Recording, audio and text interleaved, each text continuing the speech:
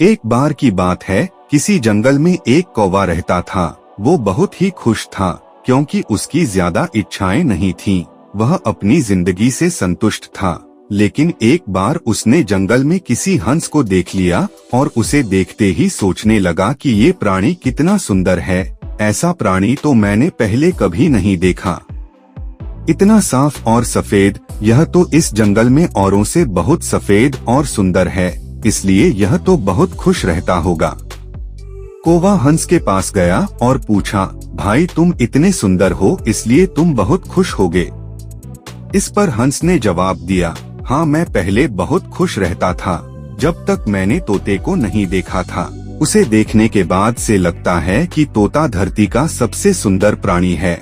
हम दोनों के शरीर का तो एक ही रंग है, लेकिन तोते के शरीर पर दो दो रंग है। उसके गले में लाल रंग का घेरा और वो सुर्ख हरे रंग का था। सच में वो बेहद खूबसूरत था। अब कौवे ने सोचा कि हंस तो तोते को सबसे सुंदर बता रहा है, तो फिर उसे देखना होगा। कौवा तोते के पास गया और पूछा, भाई तुम दो दो रंग पाकर बड़े खुश होगे। इस पर तोते ने कहा, हाँ मैं तब तक खुश था जब तक मैंने मोर को नहीं देखा था। मेरे पास तो दो ही रंग हैं, लेकिन मोर के शरीर पर तो कई तरह के रंग हैं।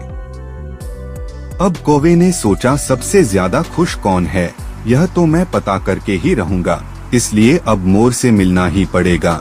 कौवे ने मोर को जंगल में ढूंढा, लेकिन उसे पूरे जंगल में एक भी मोर नहीं मिला और मोर को ढूंढते ढूंढते वह चिड़ियाघर में पहुंच गया तो देखा मोर को देखने बहुत से लोग आए हुए हैं और उसके आसपास अच्छी खासी भीड़ है। सब लोगों के जाने के बाद कौवे ने मोर से पूछा, भाई तुम दुनिया के सबसे सुंदर जीव हो और रंग बिरंगे हो, तुम्हारे साथ लोग फोटो खिंचवा रहे थे, तुम्हें तो बहुत अच्छा लगता होगा और तुम तो दुनिया के सबसे खुश जीव होगे। इस पर मोर ने दुखी होते हुए कहा, भाई अगर सुंदर हूँ तो भी क्या फर्क पड़ता है, मुझे लोग इस चिड़ियाघर में कैद करके रखते हैं, लेकिन तुम्हें तो कोई चिड़ियाघर में कैद करके नहीं रखता और तुम जहाँ चाहो अपनी मर्जी से घूम फिर सकते हो, इसलिए दुनिया के सबसे संतुष्ट और खुश जीव तो तुम्हें होना चाहिए क्योंकि तुम आजाद रहते हो। कौवा हैरान रह गया क्योंकि उसके जीवन की अहमियत कोई दूसरा बता गया। दोस्तों, ऐसा ही हम लोग भी करते हैं।